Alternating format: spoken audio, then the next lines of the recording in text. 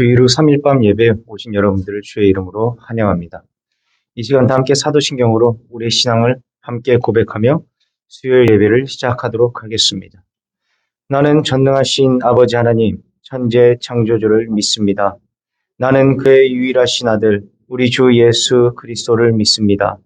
그는 성령으로 잉태되어 동정녀 마리아에게 선하시고 본디오 빌라도에게 고난을 받아 십자가에 못 박혀 죽으시고 장사된 지 사흘 만에 죽은 자 가운데서 다시 살아나셨으며 하늘에 오르시어 전능하신 아버지 하나님 우편에 앉아 계시다가 거기로부터 살아있는 자와 죽은 자를 심판하러 오십니다.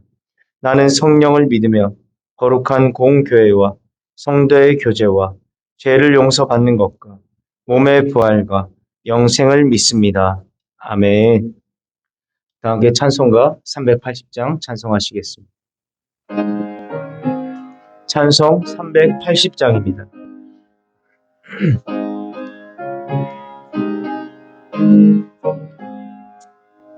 나의 생명 되신 주 주님 앞에 나갑니다. 주의 흘린 보혈로 정케하사 받아 주소서. 날마다 주를 찬송하겠네. 주의 사랑 줄로서 나를 굳게 잡아 매소서. 괴로운 세상 지낼 때 나를 인도하여 주소서. 주를 믿고 나가며 나의 길을 잃지 않겠네. 날마다 주를 찬송하겠네. 주의 사랑 줄로서 나를 굳게 잡아 매소서. 세상 살아갈 때에 주를 더욱 사랑합니다. 밝고 빛난 천국에 나의 영혼 들어가겠네. 날마다 주를 찬송하겠네. 주의 사랑 줄로서 나를 굳게 잡아 매소서. 아멘. 이 시간 우리를 대표하여 이상숙 권사님께서 기도 인도해 주시겠습니다.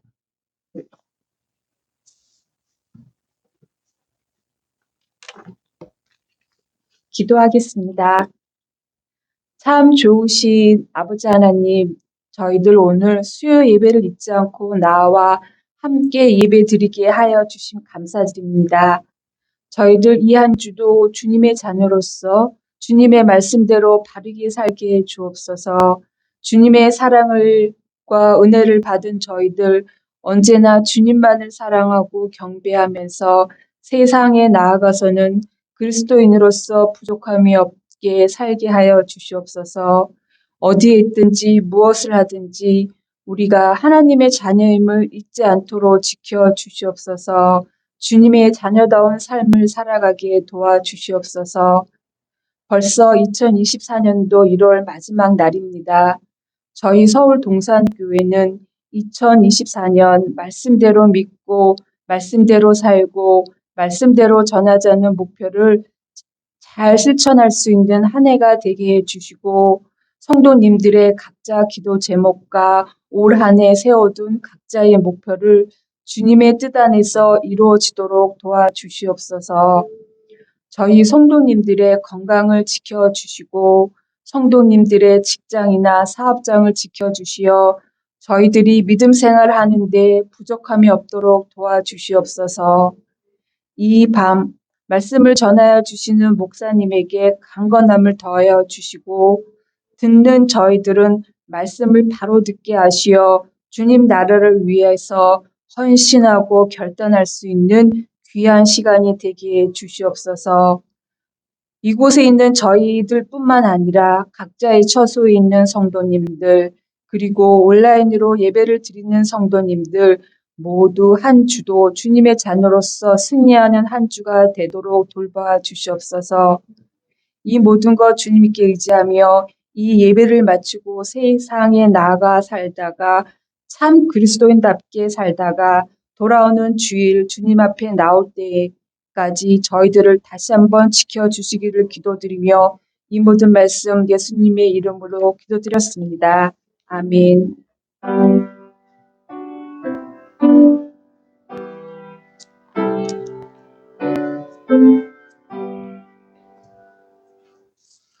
오늘 이 시간 우리에게 주신 하나님 말씀은 출애굽기 36장 1절에서 7절까지 말씀입니다. 제가 가진 성경으로 구약성경 138페이지에 있습니다. 출애굽기 36장 1절에서 7절까지의 말씀.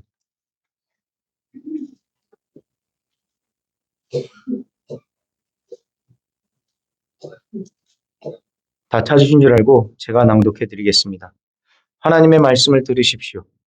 부살렐과 오홀리압과 및 마음이 지혜로운 사람 곧 여호와께서 지혜와 총명을 부으사 성소에 쓸 모든 일을 할 줄 알게 하신 자들은 모두 여호와께서 명령하신 대로 할 것이니라. 모세가 부살렐과 오홀리압과 및 마음이 지혜로운 사람 곧 그 마음에 여호와께로부터 지혜를 얻고 와서 그 일을 하려고 마음에 원하는 모든 자를 부르매 그들이 이스라엘 자손의 성소의 모든 것을 만들기 위하여 가져온 예물을 모세에게 받으니라.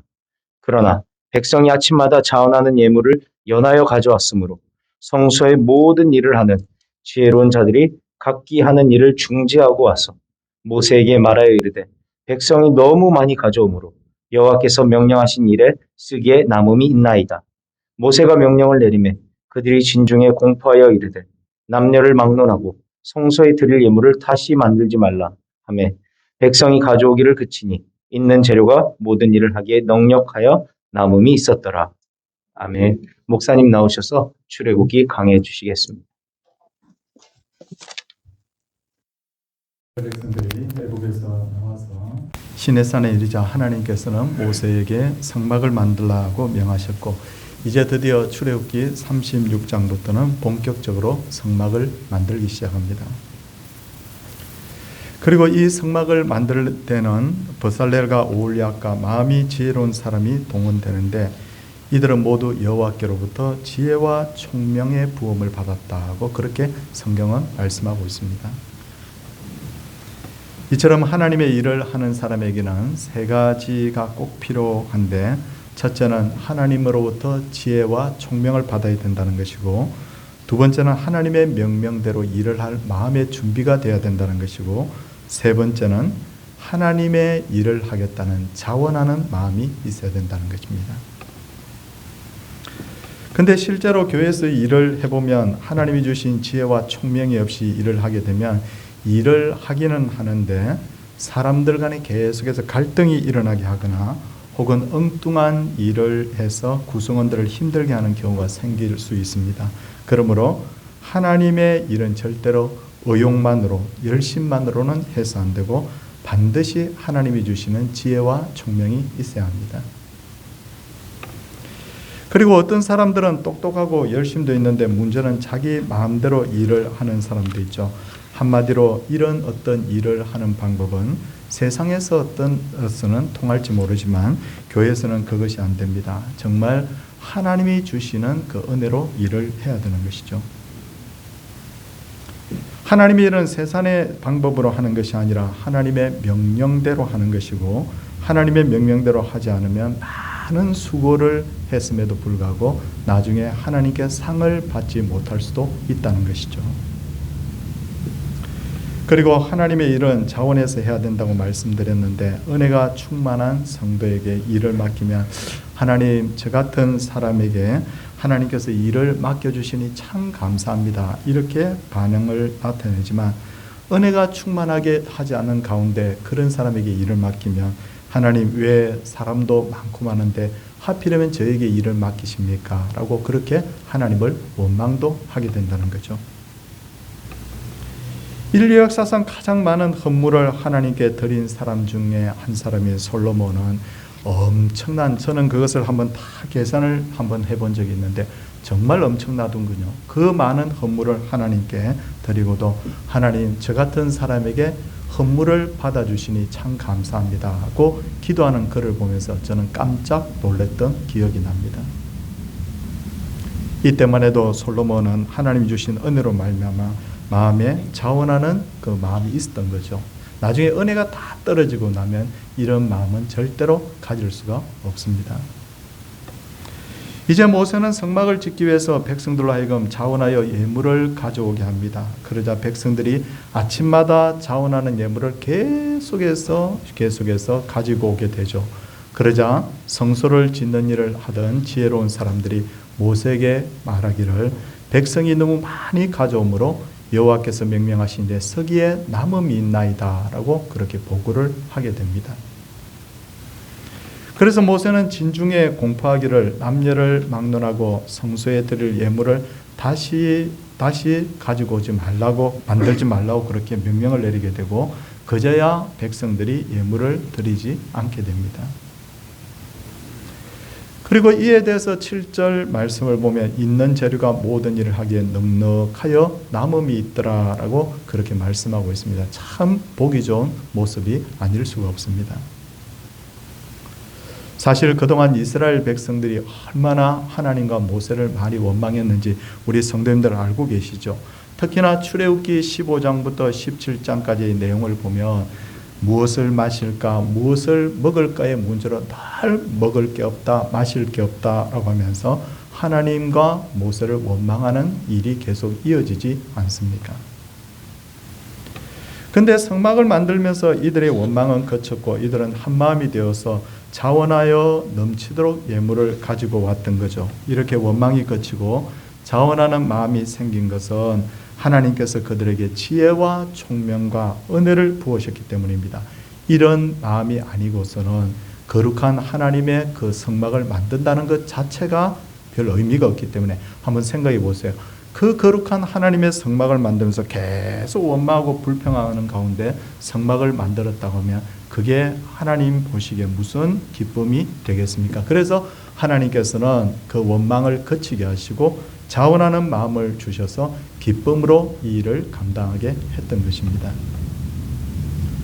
이제 성막 공사에 대한 세세한 부분을 좀 말씀을 드리려고 하는데 여기부터의 내용을 우리 성도님들이 읽으시면 저는 늘 이 부분을 읽으면 그냥 빨리 지나가기를 원하는 그런 마음이 좀 있습니다. 왜냐하면 읽어도 머리에 쏙쏙 들어오지 않기 때문에 이해가 되지 않기 때문에 그렇게 생각하는 것이죠.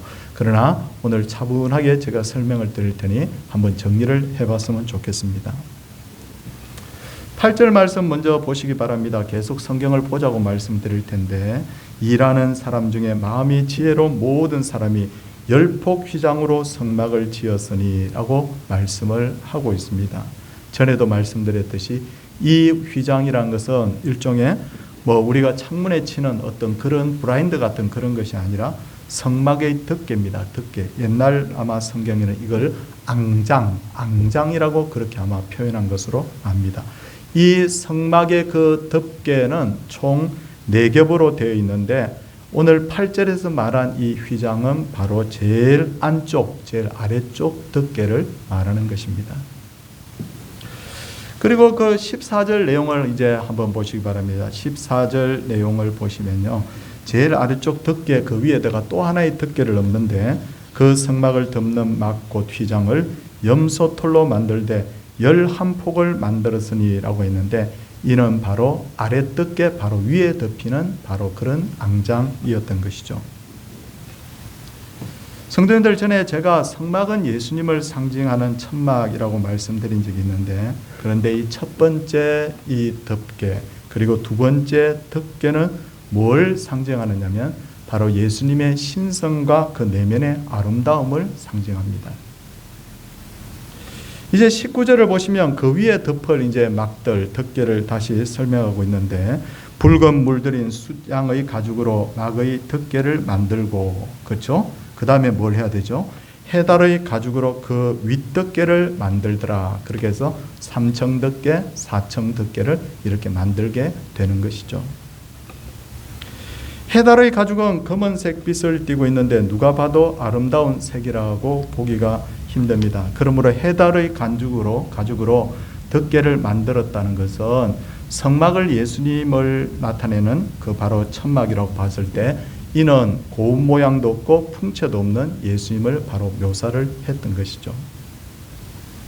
지금 시중에 그려놓았던 많은 돌아다니는 많은 예수님의 그 그림, 서양 사람의 모습을 한, 금발을 한 그 예수님의 모습, 아주 미남, 영화 배우를 뺨칠 정도로 미남으로 그려지는 그 모습, 그것은 성경에서 말하는 예수님의 모습과는 좀 거리가 많이 있다고 봅니다.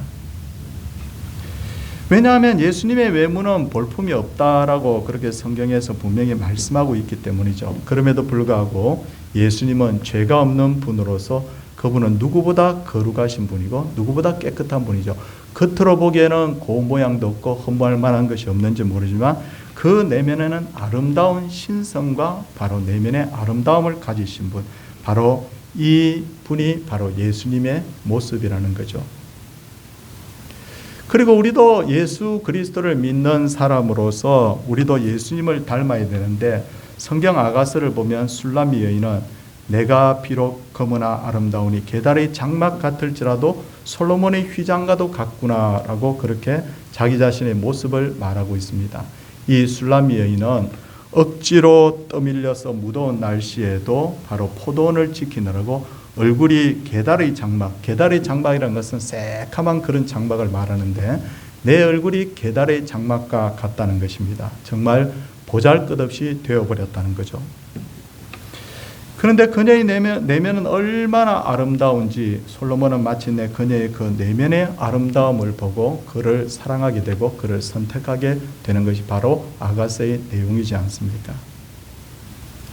그뿐 아니라 바울 사도 역시 그 사람은 후패하나 우리의 속사람은 날로 새롭도다라고 했는데, 전해오는 말에 의하면 바울의 외모는 정말 보잘것없었다고 합니다. 그럼에도 그가 예수님을 만나자 그는 세상에서 가장 아름다운 내면을 가진 사람이 되었죠. 이처럼 성도의 모습은 어떠냐? 예수님 닮아야 되는데 겉이 잘났던 못났던 그것이 중요한 것이 아니라 내면의 그 아름다움을 우리가 가지고 있어야 된다는 거죠. 그런데 겉은 화려하고 깨끗했지만 오히려 반대로 내면이 심히 부패한 이들이 있었는데, 그 사람들이 바로 누구냐면 바리새인들이었죠. 그 당시에 많은 사람들이 바리새인을 칭송하고 동경을 했다고 합니다. 왜냐하면 바리새인들의 그 미덕을 세우는 것이 세 가지가 있는데, 하나는 기도하는 일이고, 하나는 금식하는 일이고, 하나는 구제하는 일이었는데, 이들은 사람들이 보기에 철저하게 하나님의 말씀을 지키는 것처럼 보였다고 합니다.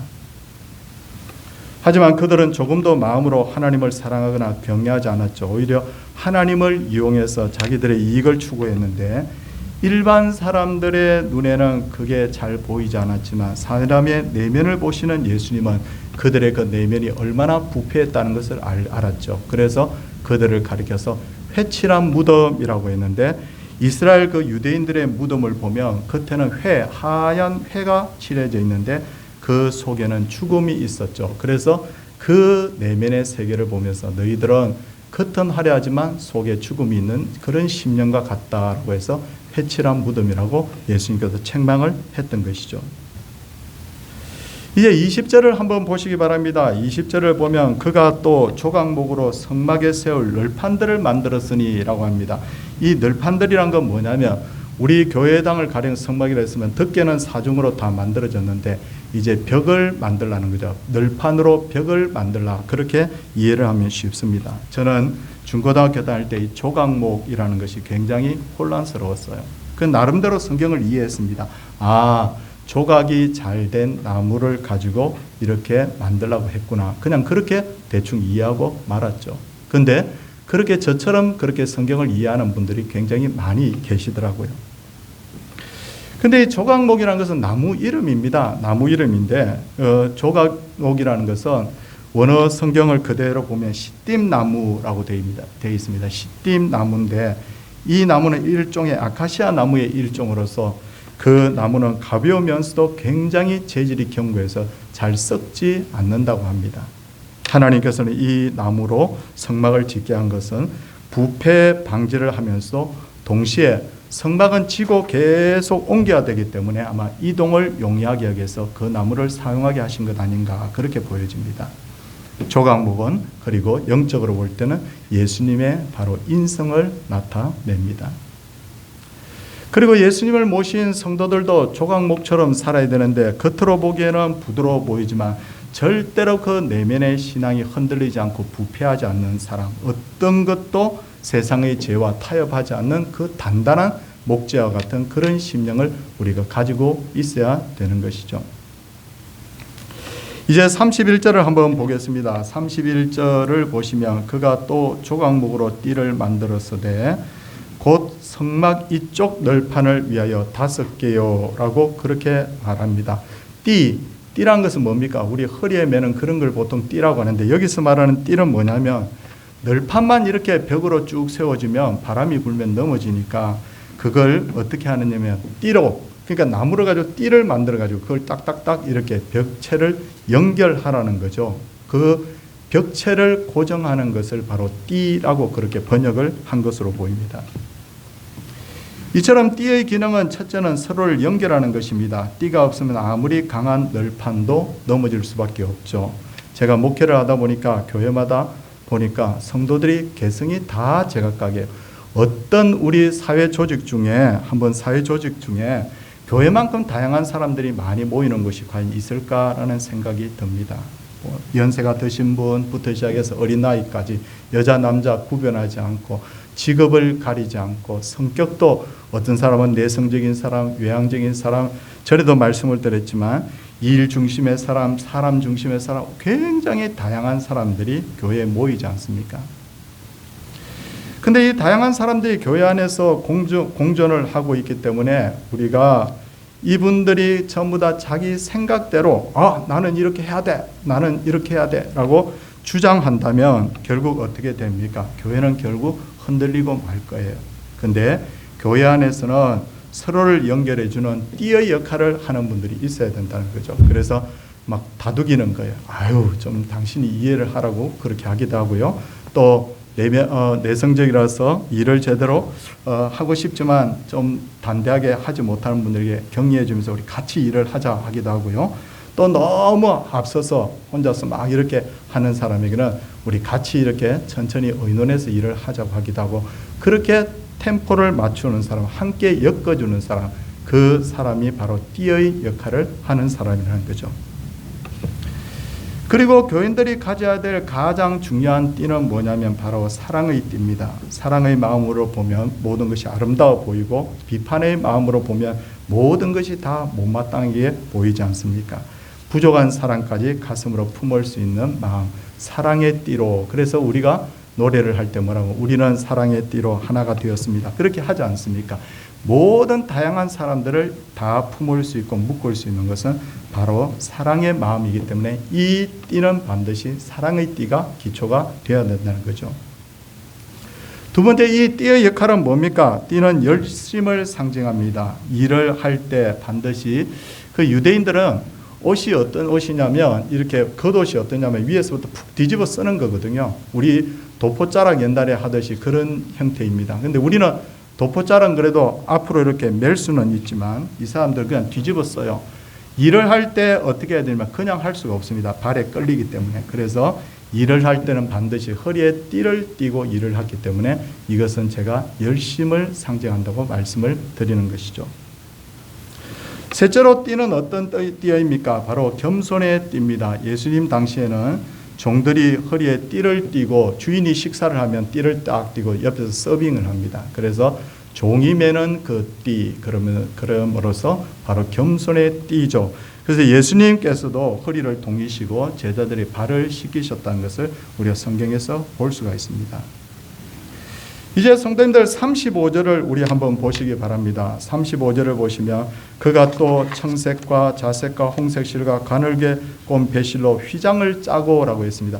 이 휘장은 이렇게 들이우는 휘장입니다. 이렇게 천정에서부터 바닥으로 들이우는 휘장. 아까 이렇게 위를 덮는 지붕을 덮는 휘장하고는 좀 다른 휘장인데 그 휘장 청색, 자색, 홍색실 그리고 가늘게 꼰 배실을 가지고 이렇게 엮어서 이 휘장을 만들도록 했습니다. 성막에는 3개의 휘장이 있습니다. 3개의 휘장인데 잘 기억하십시오. 제일 안쪽에 벗개가 있는 것을 우리가 지성소라고 하는데 그 지성소에 들어갈 때 거기에 들여진 휘장 그게 하나 있고요. 그 다음에 여러분들이 전에도 제가 설명드렸지만 성소라는 것이 있는데 소위 말해서 떡상이 있고 촛대가 있는 그 성소를 드리워진 휘장이 있고 제일 마지막에는 성막에 들어갈 때 성막 뜰에 들어갈 때 막고 있는 그 장막 같은 그런 휘장이 있습니다. 그런데 이 3가지는 다 철저하게 분리가 되어 있습니다. 지성소는 하나님이 계시는 곳으로 우리가 그렇게 기억하면 되죠. 법궤가 있으니까. 두 번째, 그 밖에 있는 성소는 제사장이 일을 하는 곳이고 제일 바깥에 성막의 뜰에는 백성들이 있습니다. 근데 이게 전부 다 성막으로 다 분리가 되어 있기 때문에 함부로 서로의 영역을 침범하지 못하도록 되어 있었습니다. 근데 예수님께서 이 땅에 오셔서 십자가에 못 박혀 죽으심으로 말미암아 성소의 휘장이 위에서부터 아래로 쫙 2개로 찢어졌다는 것 성경을 통해서 여러분 읽어보셨죠. 그 후로부터 바울이 뭐라고 하면 이제부터 우리는 담대하게 이제 하나님 앞에 갈 수 있게 됐다. 그렇게 표현하잖아요.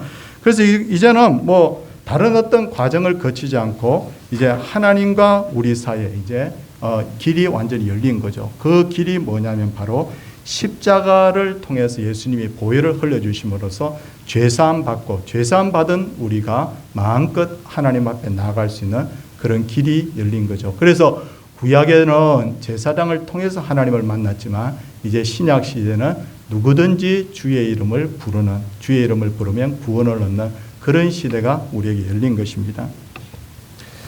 성도님들 이 성경을 자세히 이렇게 제가 설명을 이렇게 드렸는데 이런 어떤 원칙을 가지고 딱 성경을 보시면 정말 이해가 잘 되거든요. 그래서 덮개 설명을 했다. 오늘 벽체를 설명했다.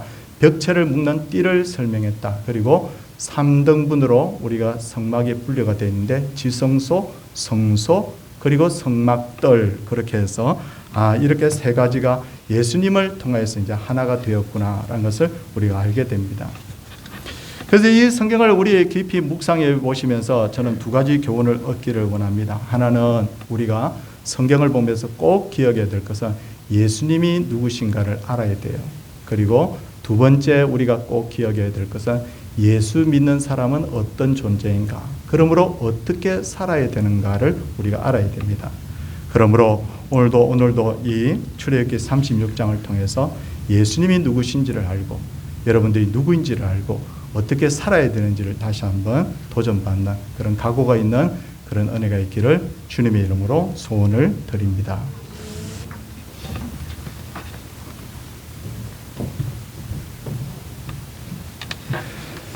찬송가 543장 찬송하신 후에 우리 목사님 나오셔서 촉도하심으로 예배 마치도록 하겠습니다.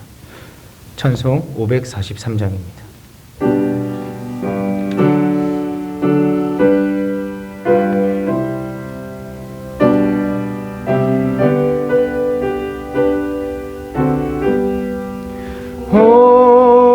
어려운 일 당할 때 나의 믿음 적으나 의지하는 내 주를 더욱 의지합니다. 세월 지나갈수록 의지할 것뿐일세. 무슨 일을 당해도 예수 의지합니다. 성령께서 밝히 비춰주시니 인도하심 따라서 주만 의지합니다. 세월 지나갈수록 의지할 것뿐일세. 무슨 일을 당해도 예수 의지합니다.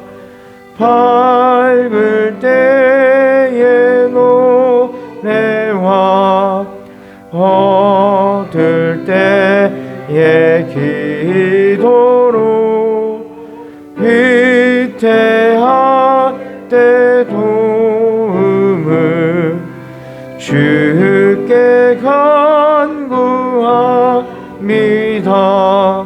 세월 지나갈수록 의지할 것뿐일세. 무슨 일을 당해도 예수 의지합니다. 생명이 있을 동안에 예수 의지합니다. 천국 올라가도록 의지할 것뿐일세. 세월 지나갈수록 의지할 것뿐일세. 무슨 일을 당해도 예수 의지합니다.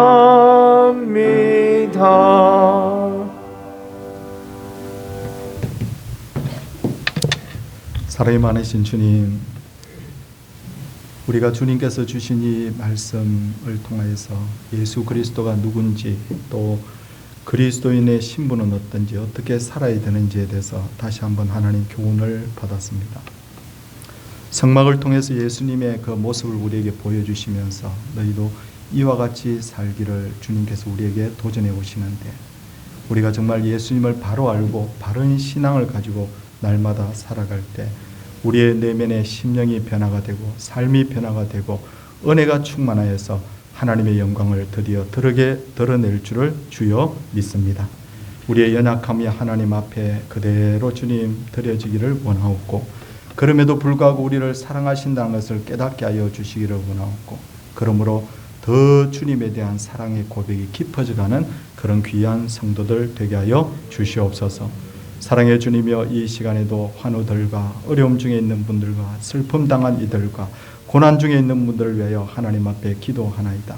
하나님께서 이 모든 분들의 질병과 어려움을 치유해 주시옵시고, 기도의 소원이 응답되게 하여 주시옵시고, 그래서 주님을 기쁘시게 하는 우리의 삶이 되게 하여 주시옵소서. 예수님 이름으로 기도드리옵나이다. 아멘. 주 예수 그리스도의 은혜와 하나님의 사랑과 성령의 감화 교통하심 역사가 하나님의 백성들 위해 이제로부터 영원토록 함께 있을지어다. 아멘.